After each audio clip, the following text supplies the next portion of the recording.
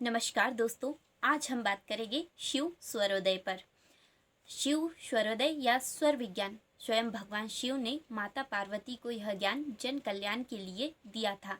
जिस प्रकार श्रीमद् भगवद गीता में श्री कृष्ण और अर्जुन संवाद है, वैसे ही शिव स्वरोदय में शिव और पार्वती संवाद है।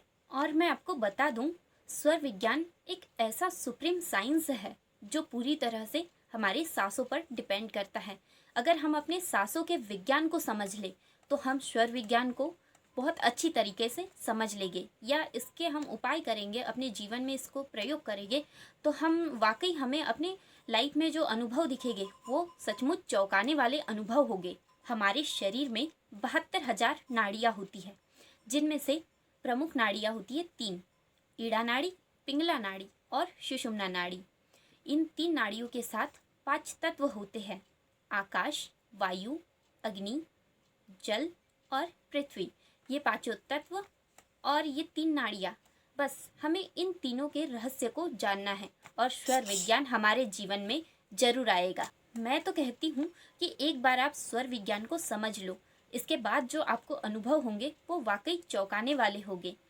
अगर स्वर विज्ञान को कोई व्यक्ति अपनी डेली लाइफ में या डेली प्रैक्टिस करता है इसकी, या इसको अपने डेली लाइफ में इसका प्रयोग करता है, तो वो व्यक्ति वाकई एक योगी बन सकता है। योगी का सीधा अर्थ होता है कि उस सुप्रीम पावर से जुड़ना जो हम सबकी क्रिएटर होती है। जैसा कि मैंने बताया कि हमारे शरीर में 3 नाड़ी और 5 तत्व हमारे शरीर को बैलेंस रखते हैं।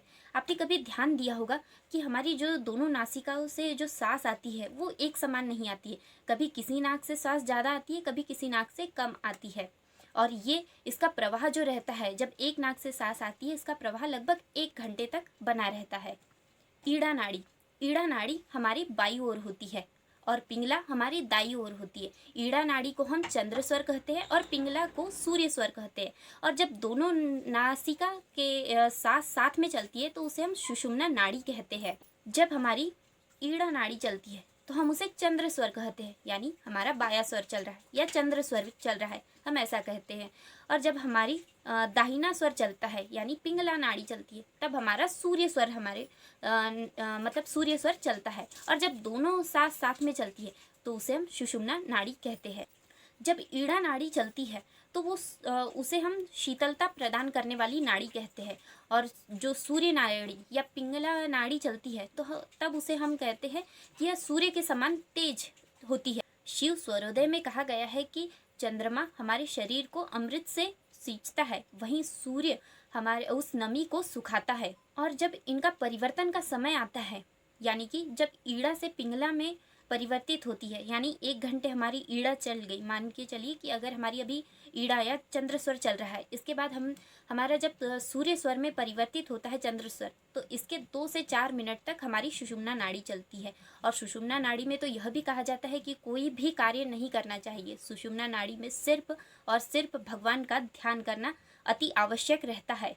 इन तीनों नाड़ियों का हम अपनी लाइफ में प्रयोग करके किसी भी फील्ड में बेनिफिट उठा सकते हैं, चाहे वह आपके बिजनेस से रिलेटेड हो, कोई मनोवांछित इच्छा हो, कोई रिलेशनशिप हो, या कोई कार्य हो, या कहीं सफलता पाना हो। आप इन तीनों नाड़ियों के अगर रहस्य को समझ सकते हैं तो कोई भी फील्ड हो, आप, जैसा कि मैंने आपको पहले ही बताया कि यह एक सुप्रीम साइंस है, यह सबसे आगे है। किसी ग्रंथ हो गया, किसी शास्त्र हो गया, सबके आगे शिव स्वरोदय है आज के समय में। तो इसका आप किसी भी फील्ड में लाभ उठा सकते हैं। अब बात आती है कि हम कैसे पहचानें कि हमारी सूर्य नाड़ी चल रही है या चंद्र नाड़ी चल रही है। तो आपको कुछ नहीं करना है, एक सिंपल सा फॉर्मूला है। अपने दोनों हाथों को अपने नाक के पास लेकर जाना है और लंबी सांस छोड़ना है इस तरीके से। तो हमें पता चल जाएगा कि हमारा कौन सा स्वर एक्टिव है। यानी कि अभी मेरा चंद्र स्वर एक्टिव है, यानी कि चंद्र स्वर से नाक सांस ज़्यादा आ और जा रही है, इसलिए मेरा चंद्र स्वर अभी एक्टिव है। बस यही सबसे सिंपल फॉर्मूला है चंद्र स्वर और सूर्य स्वर को जानने का, कि अभी मेरा कौन सा स्वर एक्टिव है, और उस हिसाब से हमें हमारे कार्य करना चाहिए। कहने का मतलब है कि जब हमारा चंद्र स्वर चलता है तब हमें किसी कॉन्सेंट्रेशन वाले कार्य, कहीं कॉन्सेंट्रेशन करना है, या तो शीतलता भरे कार्य करना चाहिए।